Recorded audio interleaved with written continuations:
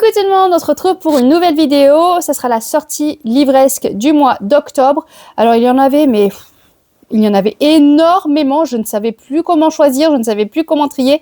Donc j'ai dû faire une sélection. J'ai dû en éliminer certains que je ne voulais pas éliminer, mais je me suis dit, allez, tu respires, ça va bien se passer. Il y aura peut-être d'autres gens qui vont en parler, donc ça passera pas à la trappe. De toute façon, je suis pas la vidéo les plus vues du monde, mais c'est vrai que voilà, ça me faisait mal au cœur de pas pouvoir tous les mettre, mais sinon je crois que j'en avais plus d'une centaine. Donc c'était pas la peine. Donc j'ai réussi à réduire un petit peu. On va d'abord partir avec les suites de saga. Il y en a quand même pas mal parce qu'il y en a 9 ce mois-ci et on est parti. On va commencer avec La Traversée des temps, le tome 5 de Eric Emmanuel Schmitt, qui sort le 1er octobre chez Albin Michel. Je n'ai toujours pas tenté cette saga. Je sais que j'avais offert le tome 1 à mon oncle il y a de ça plusieurs années.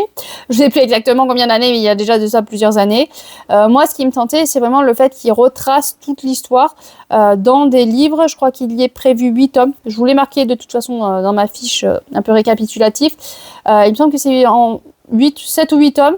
Donc on arrive gentiment vers la fin. Ce qui me fait peur, c'est quand même peut-être la complexité de l'histoire, la complexité de la plume.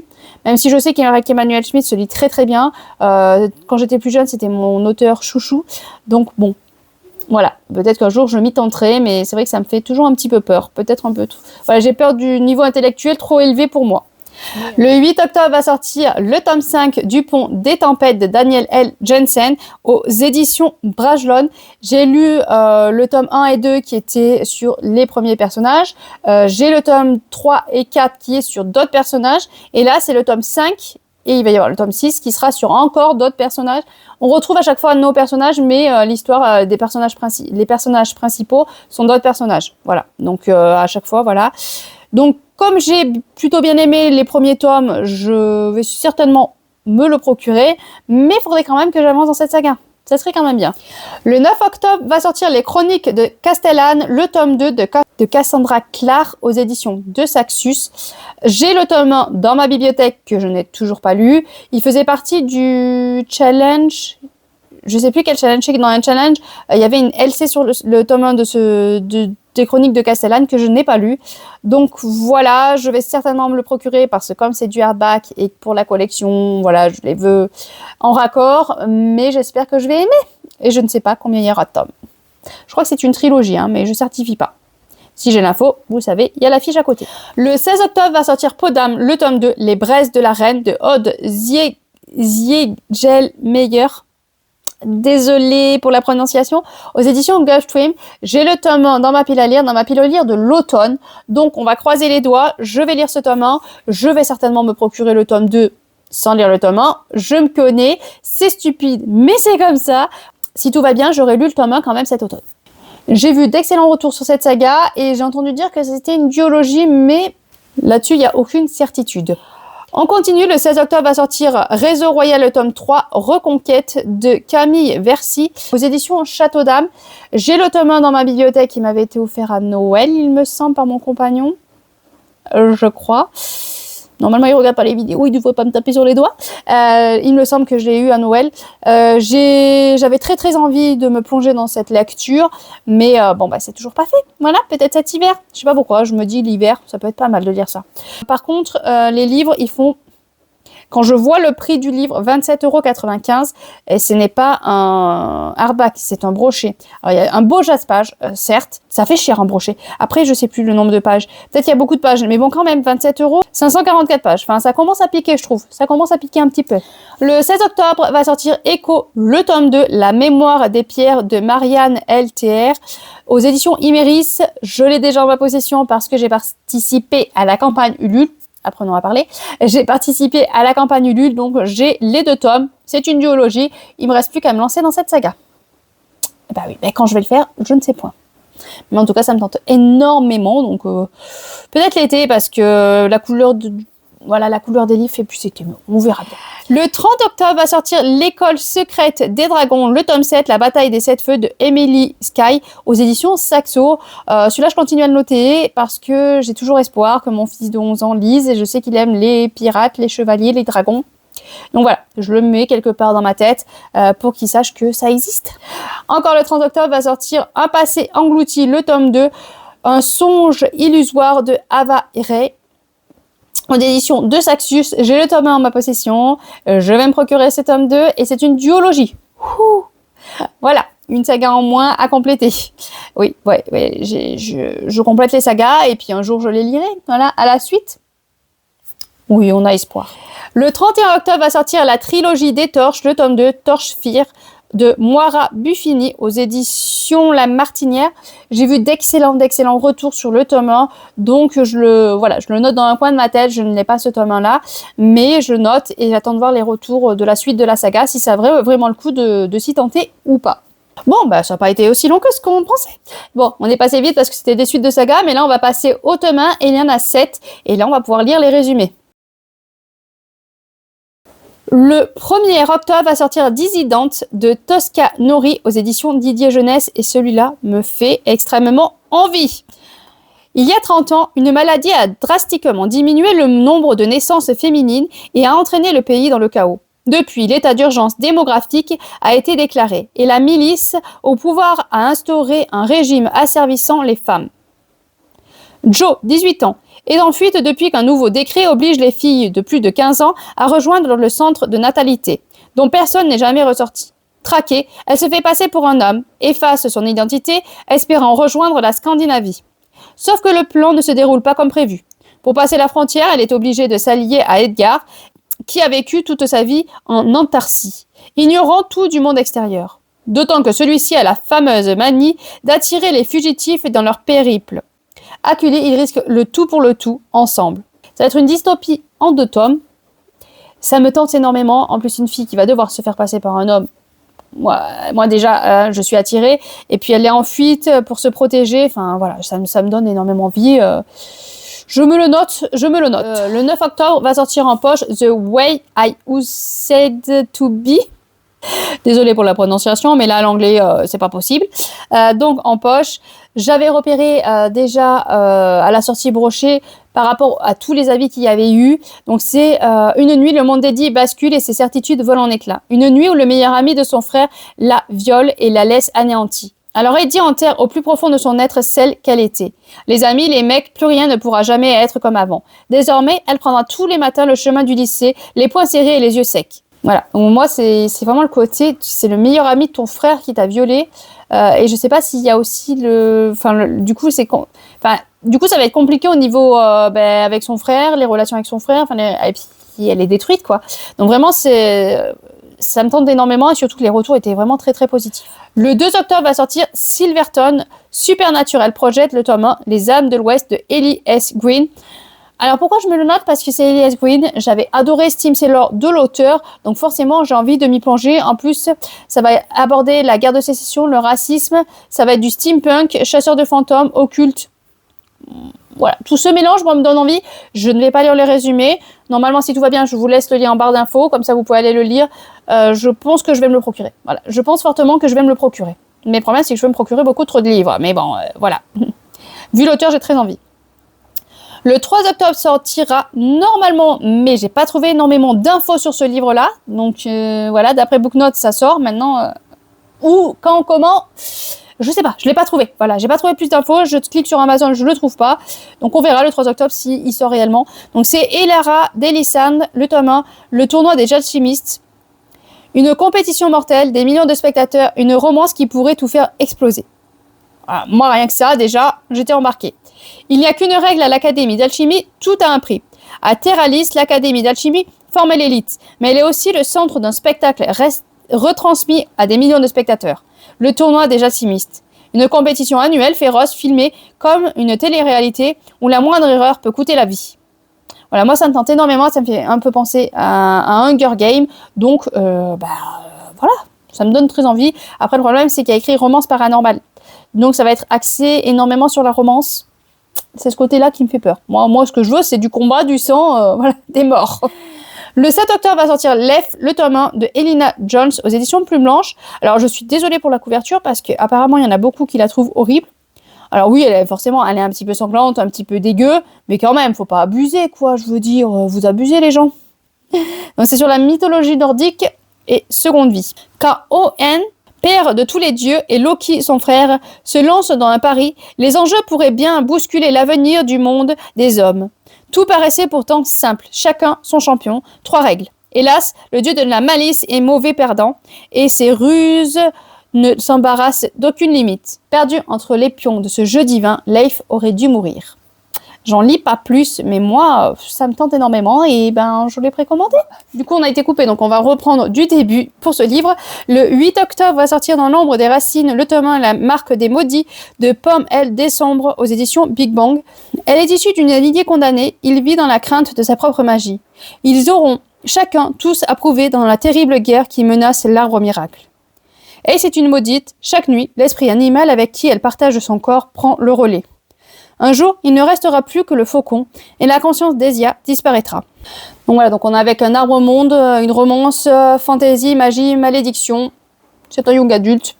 Pourquoi pas? C'est pas celui qui me tente le plus, j'avoue. Un petit livre pour les enfants, le 9 octobre. Félix et l'agence du futur, le tome 1 de Rachel Morisseau, Paddy Donnelly aux éditions Saxo. As-tu déjà entendu parler de l'agence du futur? Non, tant mieux. Ça veut dire que nous faisons bien notre boulot.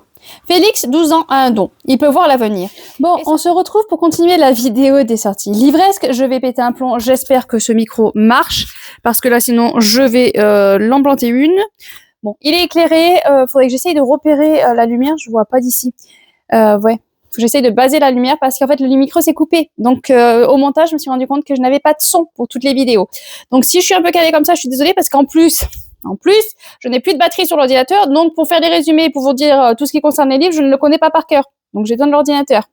Mais on va y arriver avec cette vidéo. On va y arriver. Allez, on est reparti. Tu pues de la gueule. Allez, on est parti avec les one-shots et on va commencer avec le 1er octobre. Va sortir La Louve et le Viking de Sophie Daba. Une forêt dans le Danemark en 1863. Les hommes ont toujours maltraité Ilani depuis le moment où elle a été arrachée à son pays natal, l'Égypte, pour être vendue comme esclave jusqu'à ce qu'elle devienne la maîtresse du Jar Cruel. Alors aujourd'hui qu'elle a disparu dans la forêt enneigée et qu'elle a reconquis sa liberté en vivant parmi les loups, sa nouvelle famille, elle ne veut plus côtoyer les humains. Mais sa rencontre avec Dagfinn remet en cause toutes ses certitudes. Si elle l'accompagne dans son périple d'abord uniquement pour survivre, elle l'apprécie de plus en plus et découvre bientôt dans ses bras le désir de la douceur. Mais comment faire confiance à cet homme qui appartient au peuple de ses bourreaux et pourrait si facilement la trahir en la rendant à son maître? Voilà, donc un petit résumé qui a l'air plutôt pas mal. Une femme qui, pour survivre, s'est mise à vivre avec les loups, mais je pense qu'il y a quand même la romance qui va prendre beaucoup de place. Donc j'ai peur qu'on ne voie pas trop son vécu avec les loups. C'est dommage. Mais pourquoi pas? Alors celui-là, je le note pour ma fille plus tard. Le 1er octobre va sortir l'abécédaire émotionnel de la relation homme-cheval de Renaud Soubra. Aux éditions La Voselle, je me dis que ça peut être intéressant, voilà, si elle continue dans le domaine du cheval, d'avoir des livres sur la relation homme-cheval, justement. Le 7 octobre, livre que j'ai précommandé, va sortir Les Brumes de Glen Hollow de S.A. Yarmond. J'ai toujours pas lu de livre d'Esother, mais ça ne saurait tarder. Et celui-là me donne énormément envie. C'est aux éditions Hurlevent. Les éditions Hurlevent essayent de se renouveler un petit peu en faisant une jaquette. Alors déjà, les livres sont très beaux, vous les voyez là. Voilà, ils sont très beaux déjà normalement, mais en plus ils ont essayé, voilà, pour attirer un peu plus de public, ce qui est normal, d'essayer, de s'agrandir un peu plus, on va dire. Ils ont essayé de mettre une jaquette et la jaquette est aussi très belle. Elle est très belle, mais l'avantage c'est que si ça nous plaît pas et si on veut garder la collection comme ça tout unie, on enlève la jaquette et puis voilà, problème résolu. Mais ça peut rajouter un petit plus et moi je trouve ça une très bonne idée. On est en 1851 en Irlande, dans le domaine isolé de Glen Hollow House. Les sœurs Hollowby grandissent sous le regard exigeant de leurs parents. Isobel, l'aînée, belle et ambitieuse, incarne tous les espoirs de la famille. Elphette, discrète et rêveuse, trouve refuge dans la lande, la peinture et la tendresse silencieuse de son chien. Alors que les Hollowby misent tout sur un mariage avantageux pour redorer leur nom, Isobel est promise à Douglas Drummond, héritier du puissant clan. Derrière les apparences d'un beau parti, l'union cache des ombres que personne ne veut voir. Bientôt, le vernis des convenances se fissure, les tensions s'enveniment et le poids du passé consume les cœurs, jusqu'au jour où l'une des sœurs Hollowby disparaît dans les eaux noires du Loch. La présence de la défunte semble alors hanter les vivants comme un souffle revenu des brumes. Ouais, ça me donne très envie et pour l'automne, je trouve qu'elle est parfaite cette lecture. Le 8 octobre va sortir La dernière archive de Camille Siriex. C'est un roman d'anticipation et récit initiatique. La dernière archive mêle enquête, horreur et lutte sociale. Donc, creuser au cœur de la montagne s'avère vite un vase clos depuis les siècles, à l'abri des guerres du monde extérieur.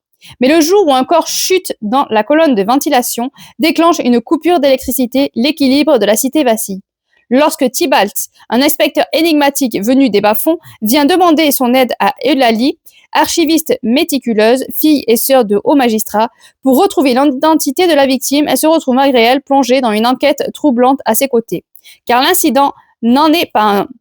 Alors que les morts s'accumulent et que d'étranges créatures aux yeux rouges rôdent dans l'ombre, les certitudes s'effondrent. Plus Eulalie cherche à comprendre, plus elle met en lumière une vérité effrayante. La menace ne vient peut-être pas d'en bas et s'avère pourrait bien devenir un piège mortel. Hein, moi, je trouve que ça peut être, c'est très intriguant et ça me tente beaucoup.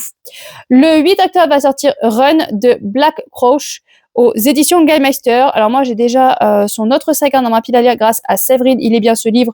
J'avais gagné un concours et du coup, je les ai toujours pas lus. Mais là, le résumé me donne très très envie. Il y a 5 jours, l'épidémie de rage a commencé. Il y a 4 jours, une vague de meurtres insensés a balayé la nation. Il y a 3 jours, le président s'est adressé au pays en implorant la paix, alors même que les violences étaient multipliées par 10. Il y a 2 jours, les tueurs ont lancé leur mobilisation générale. Hier, le courant a été coupé. Ce soir, les tueurs énumèrent les noms de leurs prochaines cibles sur les ondes de la radio d'urgence. Jack Colclouche, installé dans sa cuisine à Albuquerque, vient juste d'entendre son nom. Moi, ça me tente beaucoup. Voilà, on a une vague déferlante de violence et on va annoncer à la radio que tu fais partie de ceux qui devraient mourir. Ouais, je suis curieuse, je suis très curieuse. Le 9 octobre va sortir L'archipel des animaux bannis de Yves Grévet aux éditions Syros. Et si nous étions privés de tout contact avec les animaux, le nouveau roman dystopique d'Yves Grévet. Depuis plusieurs années, des maladies mortelles se sont transmises des animaux aux êtres humains. Les États ont pris des mesures radicales. Interdiction des animaux domestiques, de l'élevage ou de la consommation de viande. Tous les animaux vivent désormais dans des enclos de sauvagerie, loin des populations. Jarod, lui, ne parvient pas à oublier son chien, Sirius, qu'il a dû abandonner malgré leur lien très fort. Avec son amie Nora, passionnée par les oiseaux, il décide de partir à sa recherche. Malgré les risques de mauvaises rencontres et la surveillance des drones de la police, il s'apprête à vivre une expérience unique en immersion dans une nature libre et sauvage.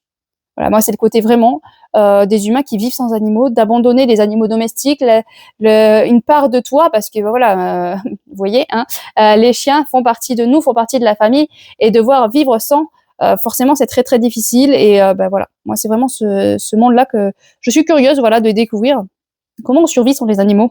Est-ce que c'est possible? Le 9 octobre va sortir Rosace et Dragons de Yelena. Alors, c'est de la cozy fantasy avec des dragons. Moi, je veux pas en savoir plus parce que c'est Yelena, donc je vais forcément me le procurer. Je me dis, le problème, c'est que si je me le procure pas de suite, il va y avoir beaucoup de retours. Donc, voilà, je vais en apprendre plus sur le résumé, mais je sais pas si je vais pouvoir me le procurer et me le lire rapidement. Donc, à voir. Mais c'est, voilà, Yelena, moi, je fais confiance à 100%, donc je me le procurerai à un moment donné. Si vous voulez voir le résumé, normalement, je mets tout en barre d'infos, bien sûr. On continue avec le 15 octobre, où va sortir Celle qui n'avait pas de reflet de Keish Shaw aux éditions Rajo. Un jeu qui a déjà 5 notes et c'est mal noté. C'est sûrement ceux qui lisent en anglais qui ont dû noter le livre. Mais bon, le résumé a l'air pas mal quand même. Lorsque la princesse Yingyu est choisie pour devenir l'épouse du prince héritier Zhangling, ses rêves s'effondrent. Indifférent, son futur mari la confine dans sa chambre et ne s'adresse jamais à elle. Pire, des rumeurs prétendent que par le passé, cette impératrice aurait mystérieusement disparu du palais. Isolée, avec son reflet pour seule compagnie, Ying décèle d'étranges manifestations dans son miroir, qui finit par l'absorber. De l'autre côté, elle découvre un univers où l'attend un prince, charmant cette fois, mais un univers peuplé de monstres qu'elle a libérés. Voilà. Je sais pas, moi, ça m'intrigue, je trouve ça plutôt intéressant. Décidément, cette vidéo, on va pas s'en sortir. Bon, allez, on reprend. Je crois qu'on avait fini avec le précédent livre. On va reprendre avec celui-ci, qui sort le 15 octobre, sort Sous le regard de l'aigle, une histoire de courage au temps des Kiowas. Alors, je suis désolée si je le prononce mal. Voilà, la prononciation, je m'excuse d'avance, de Jacques Béal. Première moitié du 19e siècle, au cœur des grandes plaines d'Amérique, Petite Plume, une jeune fille de la nation Kiowa, est capturée lors d'un raid tribal.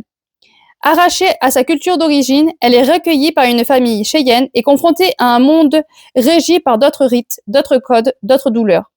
Entre apprentissage de la survie, éveil à l'amour et transmission des traditions amérindiennes, elle forge peu à peu sa propre voie, portée par la sagesse des anciens et les visions qui jalonnent la piste rouge de son destin. Roman historique sur les tribus indiennes, moi je trouve ça plutôt intéressant et puis souvent, voilà.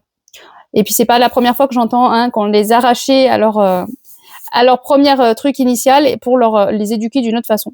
Enfin, ça peut être intéressant. Le 16 octobre va sortir La gardienne des livres interdits de Madeleine Martin aux éditions Charleston. Donc bon, la gardienne des livres, la gardienne machin, c'est pas la première fois qu'on en entend, mais bon, je continue à le noter. Là, on est en Pologne en 1939. Zofia et Zanina doivent se battre pour préserver leur culture. Toute sa vie, Zofia a trouvé le réconfort à 2 endroits, dans les livres et auprès de son amie Zanina. Inséparables depuis l'enfance, les 2 jeunes femmes ont pourtant bien peu de choses en commun. Zofia est polonaise, réaliste, pragmatique et entêtée. À moitié juive, Zanina est romantique, effacée et entretient des idées fantaisistes sur la guerre et l'héroïsme. Personne n'aurait pu la préparer à l'horreur, à l'occupation nazie, et que les troupes d'Hitler encerclent la ville, Zofia réalise que les livres aussi doivent être secourus. On sauve les livres comme on peut, on sauve les meubles comme on peut, mais il faut aussi sauver sa vie à soi. Le 16 octobre, celui-là je l'ai noté pour ma fille, c'est Découvrez le corps humain avec Lily de Florence Pinault aux éditions Scrinéo. Je trouve ça un livre qui peut faire découvrir le corps aux enfants, leur apprendre des petites choses comme ça, ça peut être plutôt pas mal. On continue le 16 octobre avec Tonnerre après les ruines de Florian Soulas aux éditions Pocket. Donc Florian Soulas, j'avais déjà lu un de ses romans que j'avais énormément aimé, qui se passait dans l'espace, si je ne me trompe pas. Et celui-là a l'air aussi très intéressant. Dans un monde en déliquescence rongé par les difformités et les maladies, Féral est un monstre, du moins. Les autres l'ont toujours traité comme tel.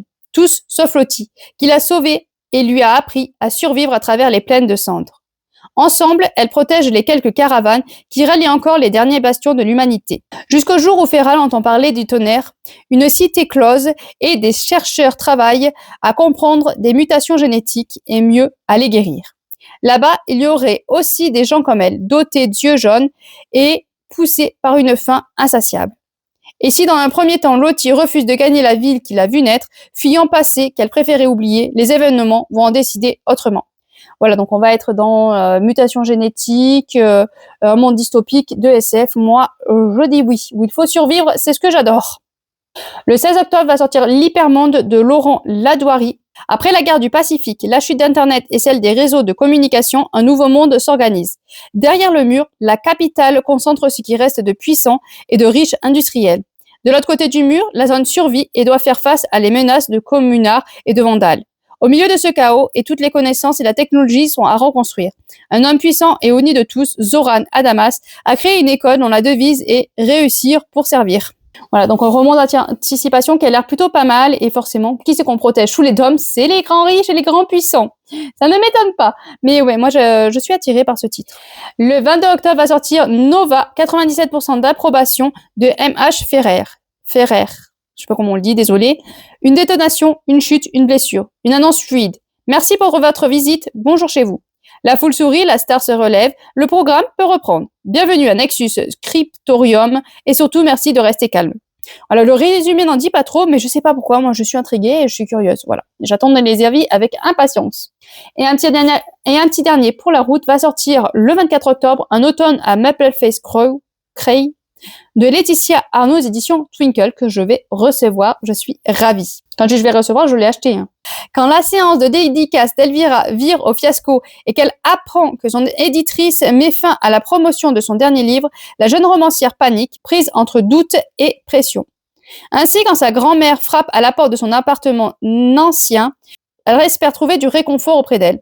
Mais Oma Nicole n'est pas dans son état habituel et a tout l'air d'une enfant qui a fait une grosse bêtise. Elle a gagné un voyage en Nouvelle-Angleterre pour en admirer les merveilles automnales et compte sur sa petite fille pour l'accompagner. Après mûre réflexion, Elvira y voit une occasion de renouer avec l'inspiration qui lui faut défaut.